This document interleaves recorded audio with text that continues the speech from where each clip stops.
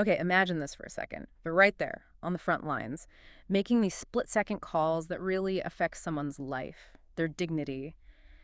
How do you even decide what comes first when, well, everything feels urgent? We're not just talking about ticking boxes on a list here. It's about this huge responsibility of care, especially, for our elders in residential places. It's incredibly complex, and the stakes, yeah, they couldn't be higher. So today in our deep dive, we're going to unpack a really fascinating study. We're looking into how care staff, the people actually doing the work in aged care facilities, prioritize their day-to-day tasks. And crucially, what those priorities, the ones they actually use, mean for the residents. Our mission, really, is to understand the sort of hidden trade-offs, the big implications behind those daily choices. Yeah, and something that's really essential to get your head around here is this idea of unfinished care. Have you heard of that? I think so, but maybe explain it a bit. Sure. So it's basically when important care activities get missed, or maybe just put off, or sometimes skipped altogether, usually because the workload is just, well, bigger than the time or the staff they have available. Now, people have looked at this in hospitals, like acute care settings. But residential aged care, that's different. It has its own unique ongoing challenges. Chronic conditions supporting residents with dementia. It makes this study really insightful. Right, so you've got these high stakes, this reality of unfinished care kind of hang over everything. It makes understanding how staff actually manage these pressures super important. So how do they study this? Well, the researchers used something called Q methodology. It involved 31 staff members from Australian residential aged care homes. Q methodology. Okay, how does that work? It's actually pretty clever. It's designed to get at subjective viewpoints.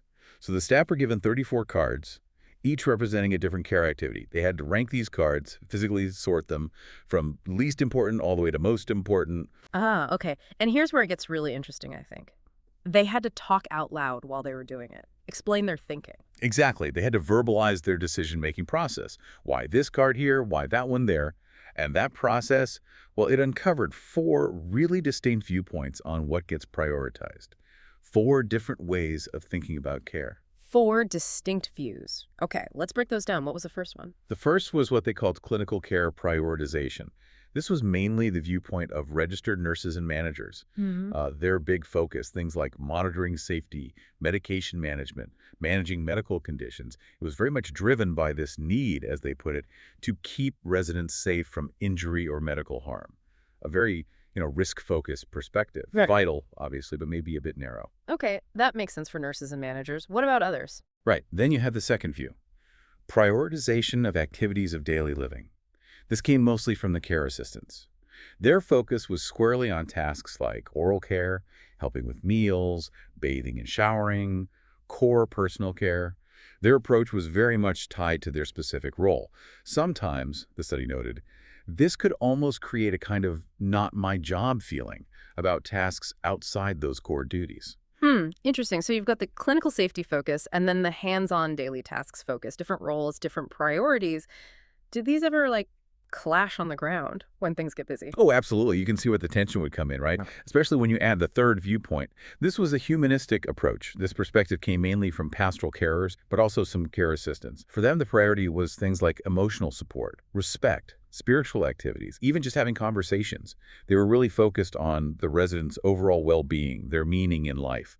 They saw these interactions as incredibly valuable, even when time was tight. So a real focus on the person, not just the tasks or the medical chart. Exactly. And then there was a fourth view, the holistic approach. This was often held by activities and lifestyle officers. They looked at a wider range of things. Medical condition management, yes, but also independence and respect. Interestingly, they sometimes saw certain task-focused things as, well, less critical if it wasn't a life or death situation, Yeah. allowing for a bit more flexibility, perhaps. Wow. Okay. So 4 really different ways of looking at what care means and what comes first. Clinical, daily tasks, humanistic, holistic. Precisely. And the tension between these different views is really where the challenges lie in day-to-day aged care. So with all these different viewpoints, you'd almost expect chaos, but the study found something else, didn't it? Something consistent across all 4 groups. Yeah, that was maybe the most striking finding, and probably the most concerning. Despite the different priorities, there was one area of strong agreement. Across all 4 viewpoints, things related to residents' choices about their room, their food, where they sit, the clothes they wear. These things consistently ended up ranked as lower priorities, near the bottom of the pile for everyone. Wow. Yeah, that's quite sobering. Why was choice ranked so low? Did the staff explain that? They did. The reasons they gave were, well, understandable in context, even if worrying. Big concerns about resident safety were mentioned a lot. Also, the challenges of cognitive impairment, especially dementia. And, of course, the constant pressure of time constraints. Choice was often described as, ideal and nice to have, but ultimately not a deal breaker when compared to safety or getting essential tasks done. Hmm. So this really throws a spotlight on a big gap, doesn't it, between the policies and the reality on the floor. I mean, you've got government regulations like the aged care quality standards here in Australia that specifically say care must be person-centered, respecting resident preferences. Exactly.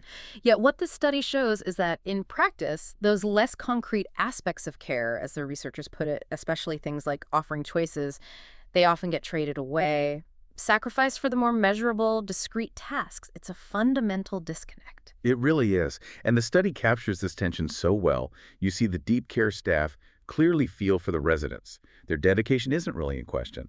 But the system itself, the pressures, the way roles are divided, that relentless clock, it forces compromises. It pushes these really crucial human aspects like choice down the list. Even when policy says they should be central, It's a tough situation for everyone involved. Which leads us to the final thought for you, our listener, to mull over.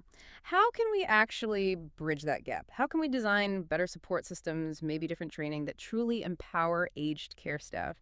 Empower them to weave resident choice and genuine person-centered care into their daily work without feeling like they're compromising safety or just can't manage it all in the time they have. It's a huge challenge.